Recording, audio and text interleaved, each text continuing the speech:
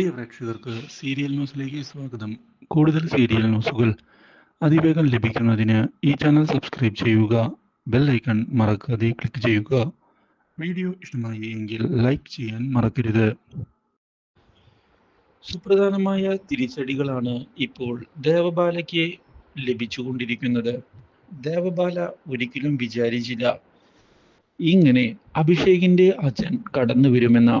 മാത്രവുമല്ല, ഇപ്പോൾ എല്ലാവരും അഭിഷേകിന്റെ ഭാഗത്താണ് നിൽക്കുന്നത്. ഇതോടെ ഇനി എന്തു ചെയ്യും എന്ന ചോദ്യം ബാക്കിയാവുകയും ചെയ്യുന്നു. തോറ്റുകൊടുക്കാൻ എന്തായാലും തനിക്ക് സാധിക്കുകയില്ല. ആ ഒരു തീരുമാനത്തിൽ ഉറച്ചു നിൽക്കുന്ന ദേവബാല ഇതേ തുടർന്ന് രാഹുലിനെയും കൂട്ടരെയും ചെന്ന് കണ്ടിരിക്കുകയാണ്. ഇനി എന്താണ് ചെയ്യേണ്ടത്, എങ്ങനെയാണ് കാര്യങ്ങൾ മുന്നിലേക്ക് കൊണ്ടുപോകേണ്ടത്, ആ ഒരു കാര്യം അറിയാതെയാണ് ഞാനിപ്പോൾ ഇവിടെ നിൽക്കുന്നത്. എന്നെ സഹായിക്കണം. ഈശയുടെ കാര്യത്തിൽ ഒരു തീരുമാനമുണ്ടാക്കാൻ ഞങ്ങളും ശ്രമിക്കുന്നുണ്ട്. കുറച്ച് സമയം അത് ഞങ്ങൾക്കും ആവശ്യമാണ്. അല്ലാതെ കാര്യങ്ങൾ അത്ര പെട്ടെന്ന് മുന്നിലേക്ക് പോവുകയില്ല എന്നത് തന്നെയാണ് സത്യം. എന്തായാലും നമ്മൾ തോൽവി സമ്മതിക്കാൻ തയ്യാറാവുകയില്ല.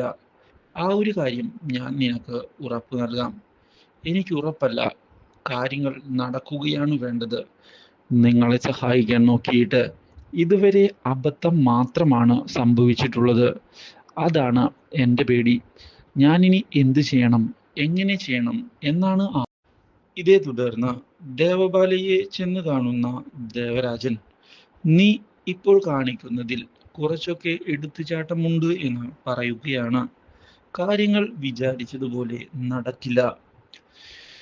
ഇപ്പോൾ ഈശയുടെ കൂടെ അബ്ബിയുടെ അച്ഛനും നിന്നിരിക്കുകയാണ്. കാര്യങ്ങൾ നിനക്ക് എതിരാണ്, നീ സൂക്ഷിക്കണം. ഞാനിനി എന്ത് പേടിക്കാനാണ് അച്ഛാ? പേടിക്കാനുള്ള സമയമെല്ലാം കടന്നു കഴിഞ്ഞു. ഇനി ഞാൻ പറയുന്നത് പോലെ കാര്യങ്ങൾ നടക്കുകയുള്ളൂ. അത് ഞാനെടുത്ത തീരുമാനം തന്നെയാണ്. ആ തീരുമാനത്തിൽ ഒരു മാറ്റവുമില്ല.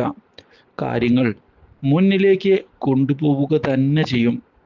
ഞാൻ കുറച്ച് കാര്യങ്ങൾ കണ്ടുവച്ചിട്ടുണ്ട്. ഇതോടെ ദേവരാജനും ആകെ ഭയന്നിരിക്കുകയാണ്. ദേവബാലയുടെ കാര്യങ്ങൾ കൈവിട്ട് പോകുന്നുണ്ടോ എന്ന് അയാളും ആലോചിക്കുന്നു. അപ്പോഴാണ് വീട്ടിലെ വേലക്കാരി മുന്നിലേക്ക് വരുന്നതും ദേവരാജനോട് കാര്യങ്ങൾ അത്ര പന്തിയല്ല എന്ന് ഓർമ്മിപ്പിക്കുന്നത്. ദേവബാല കടന്ന കൈയാണ് ഇപ്പോൾ കാണിക്കുന്നത്. സൂക്ഷിക്കണം, എപ്പോൾ വേണമെങ്കിലും ഒരു തിരിച്ചടി ഉണ്ടാകാം. ഇത് കേട്ടതിനെ തുടർന്ന് ദേവരാജനും അതിൽ